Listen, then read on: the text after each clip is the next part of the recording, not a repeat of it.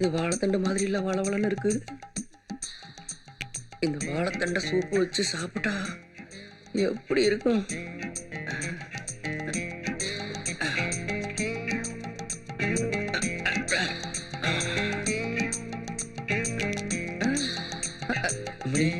சூரியனுடைய முதல் கதிர்கள் உங்க மேனில படுறதுக்கு முன்னாடியே நீங்க குளிக்க ஆரம்பிச்சிடணும். வேதம், ஆயுர்வேதம். அம்மனின்னு உங்களை கூப்பிடுறது உங்களுக்கு பிடிக்காதுன்னு எனக்கு தெரியும். இருந்தாலும் நான் உங்களை வேற எப்படி கூப்பிடுறது? இவ்வளவு அழகான பூமாலை எடுத்து குரங்கு கையில பிடிச்சு கொடுத்துட்டானுங்களே. எல்லாம் என் தலை விதி. விதி இல்ல, எல்லாம் சதி. கவலைப்படாதீங்க, எல்லாத்துக்கும் நான் இருக்கேன். அம்மனிக்கு இனிமே நான் ஒரு புதிய உலகத்தை காட்ட போறேன் பாருங்க. காட்டுவேன். விட்டா உங்க ஆயா வெத்தலை பொட்டிய காட்டுவேன். ஏன்டா சுலாப்பலாக்கி உன் சங்க அறுத்துருவண்டா. நீ பந்து விளையாட என் கிரவுண்ட் தானே கிடைச்சது உனக்கு. என்னவை பீட்டி வைக்கிற மாதிரி பேசுறீரு? நானே ஆட முடியாம அழுத்து போயிருக்கிறேன். நீ எப்படி ஆடலாம்? உன்ன மாதிரி நாதாரிய வீட்டுக்குள்ள விட்டதே தப்பு. வெளியில எங்கேயாவது பார்த்த நானே சிட்டுக்குருவிலே நினைச்ச உனக்கு சிந்து பைரவி பாடிடுவேன். என்னடா நினைச்ச நீ?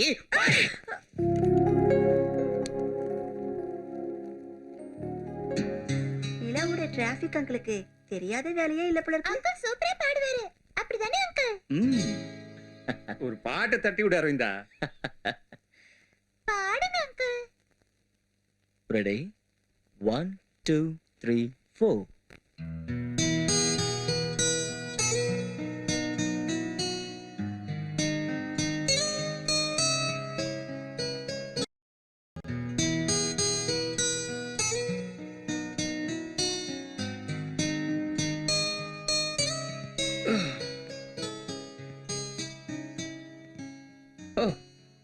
ஆட்டை கடிச்சு மாட்டை கடிச்சு கடைசியில மனுஷனே கடிச்சேன்னு சொன்ன மாதிரி டீ கடையில இருந்து பெட்ரூம் வரைக்கும் வந்துட்டாடி மாப்ள.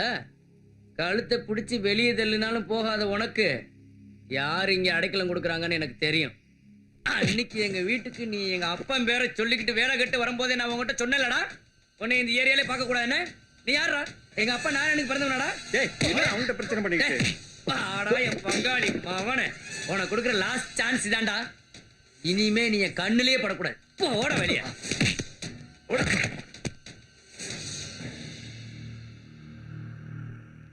இந்த வீட்டுக்கு யார் வரணும் வரக்கூடாதுன்னு முடிவு பண்ண வேண்டியது நான் அன்னைக்கு உன் வீட்டுக்கு வரும்போது எனக்கு யாருன்னு கேட்ட வந்தானே நீ.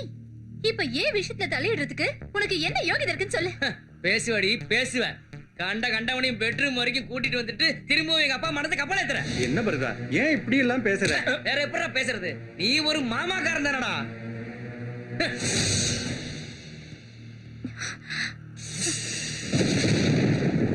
அன்னைக்கு எங்க வீட்டுக்கு நீ எங்க அப்பன் பேரை சொல்லிக்கிட்டு வேலை கட்டு வரும்போதே நான் உங்ககிட்ட சொன்னலடா, உன்னை இந்த ஏரியாலே பார்க்க கூடாதுன்னு.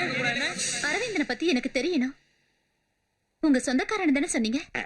மேடம் அது வந்து அவர் யாருங்கிறது இப்ப எனக்கு தெரியணும். தங்குறதுக்கு ஒரு வீடு வேணும்னு வந்தப்ப என் ரூம்ல தங்க வச்சது இந்த செட்டப் தான். அவ்வளவுதான் எனக்கு தெரியும், வேற எதுவும் தெரியாது. செட்டப்போட சொந்தக்காரர் தானே, அவரே சொல்லட்டும். சத்தியமா சொல்றேன், எனக்கு அரவிந்தனை பத்தி ஒன்னும் தெரியாது. வரிக்கு சொன்ன மாதிரி எனக்கும் பார்ல வச்சுதான் பழக்கம். ஒரு வேலை விஷயமா இங்க வந்தான்னு சொன்னா பார்க்க நல்லவனா தெரிஞ்சா என் கூட சேர்த்துக்கிட்டேன், அவ்வளவுதான். அது என்ன நிர்மலா இப்ப வந்து கேக்குற? எங்கேயோ பிறந்து எங்கேயோ வளர்ந்தவன் யாருன்னே தெரியாத ஒரு ஆளு எனக்காகவும் என் குடும்பத்துக்காகவும் இவ்வளவு கஷ்டப்படுறாருன்னா அது ஏன்னு எனக்கு புரிய மாட்டேங்குது. உங்களுக்கு ஒண்ணு தெரியுமா? கம்பெனி திரும்ப திறந்ததுக்கும் பால் வியாபாரம் சூடு பிடிச்சதுக்கும் என்ன பாராட்டிங்கல்ல. உண்மையை சொல்ல போன கொடுத்த பணம் உங்களுதான் இருந்தாலும் அதை செயல்படுத்தின புத்தியும் சக்தியும் அரவிந்தன் தானே. பணமா? தேவர் மனசு மாறினது மட்டும் இல்ல, கம்பெனியோட பிரச்சனையை தீர்க்கிறதுக்கும் பால் மார்க்கெட் சூடு பிடிக்கிறதுக்கும் தேவையான பணத்தை நீங்க கொடுத்ததா சொல்லித்தானே அரவிந்தன் கொடுத்தா. அதை நான் செலவு பண்ணேன். ஓஹோ, இதுல அப்படி ஒரு விஷயம் இருக்கா? தேவர் மனசு மாறினது மட்டும் இல்ல, கம்பெனியோட பிரச்சனையை தீர்க்கிறதுக்கும் பால் மார்க்கெட் சூடு பிடிக்கிறதுக்கும் தேவையான பணத்தை நீங்க கொடுத்ததா சொல்லித்தானே அரவிந்தன் கொடுத்தா. அதை நான் செலவு பண்ணேன்.